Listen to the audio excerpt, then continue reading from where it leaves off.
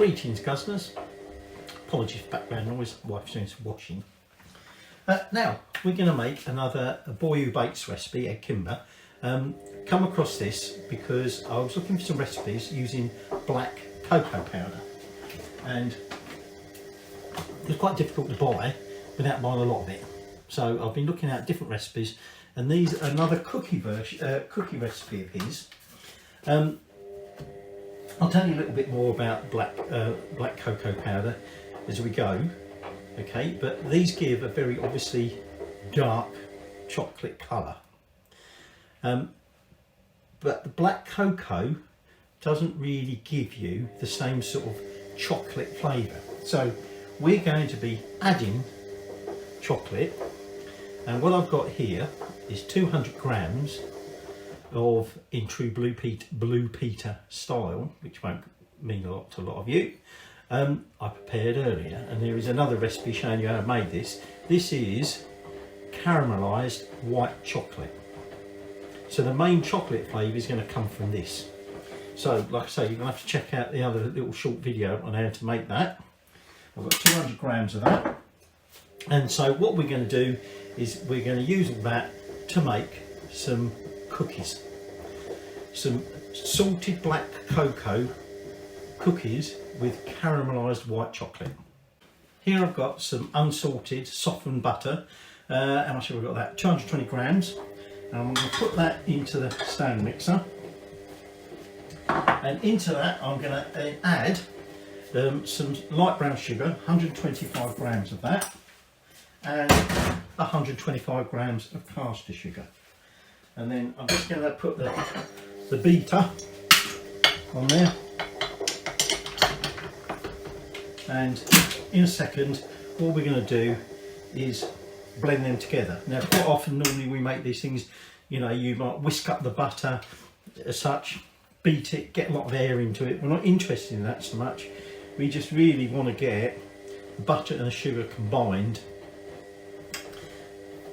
so it's not like that lovely fluffy normal sort of mix. Before I do that, in this bowl via my sieve, I'm going to add some of this dark cocoa powder. Now I've got there black cocoa powder, should I say. I've got 40 grams of that. Now this is, it's a bit like icing sugar. This is very fine, goes in with, if you're not careful. And then I've got 3/4 teaspoon of baking soda. In that goes. And then in here I've got plain flour, 280 grams. And I'm just going to sieve that through because we don't want any lumps in it. So this black cocoa powder.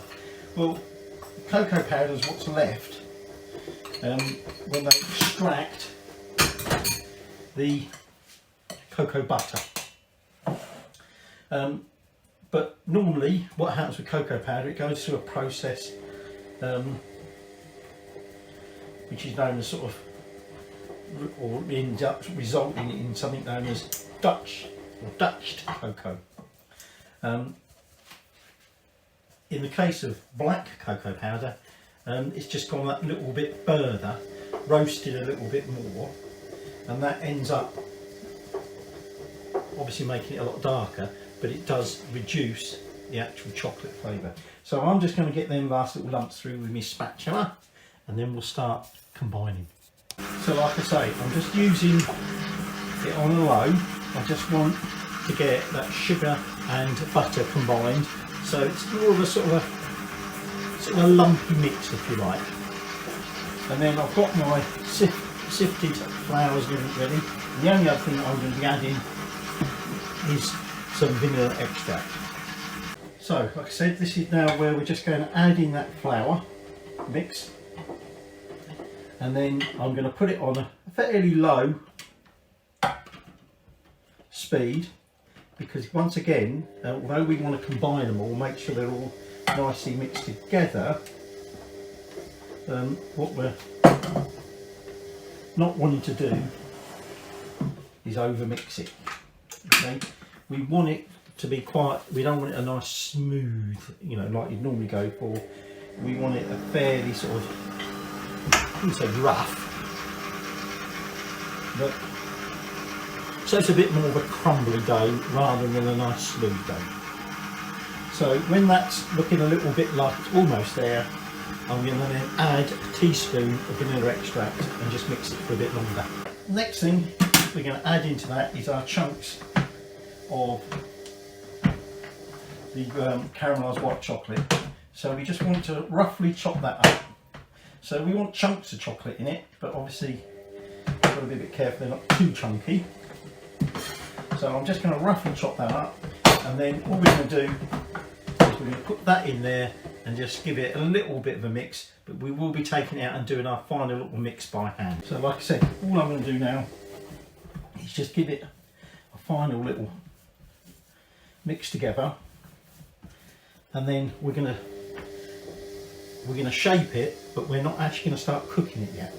So what I'm going to do is I'm going to divide it roughly into two, and then we want to roll each one into a log that's about 4 or 5 centimetres in thickness.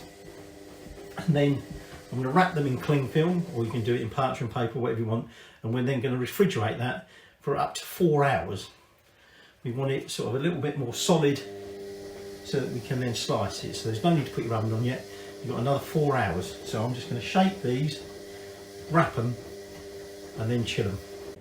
Well, I've taken out one of the rolls and I'm now just slicing it. It is quite hard. I'm slicing it about ½ inch thick, and we're just going to put that out on to a baking tray. Like I say, at the moment I've kept one in there simply because if I can't get enough room, then we will do them later. You have to be a little bit careful. So obviously the chocolate chunks do make it sometimes crumble a bit. Now, you shouldn't need to space them too much. They shouldn't spread that much. Let's get another one. It's still soft. If we'd have frozen this would have been much more difficult, but we can actually patch this up because it's soft enough. So when we get a bit of crumbling like that one, I've got my oven on 140, and I've got about, not how many on here, 3, 6, 9, 12 on a tray. They're then going to go in the oven and they're going to cook for 14 minutes. Now, I've been calling these cookies. They're actually what you call sables. They're a bit more sort of crumbly when you eat them, but when you cook these will still be soft after 14 minutes, or should be if your oven temperature's right. But as they cool, they will sort of dry out, harden up. So you haven't got to be thinking, oh, these are still too soft, I need to cook them longer. That's not the way these should work. So I'm going to get my first batch in, and we'll see what they're like in 14 minutes. Right, so I've still, excuse me, still got a final batch in there.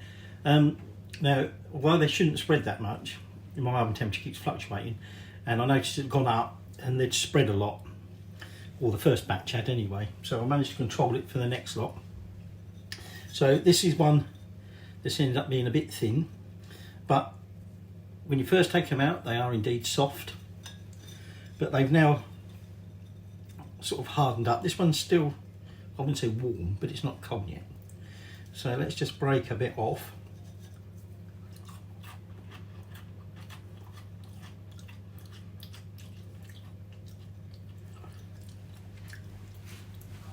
I think it's all the extra sugar and obviously that white chocolate that's in there that actually makes the taste of the cookie or the sable much more chocolatey. With the other black cocoa cookies that I've made, as it were, they, I wouldn't say it's an acquired taste, but it wasn't quite what you was expecting. But these do just taste chocolatey. Got a bit of a crunch, but equally well, quite crumbly. Almost melt in your mouth. The word sable, which is what these are meant to be, It's French word for sand. So it doesn't taste like you've got a mouthful of sand, but it's that sort of, well, I don't want to say gritty texture either, but that's sort of what I mean. But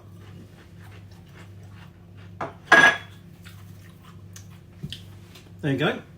Now, Edd calls these salted black cocoa sables. I'm not quite sure where the salted bit comes in because I didn't add any salt to anything. But this is Edd Kimber's salted black cocoa sables with caramelised white chocolate chunks.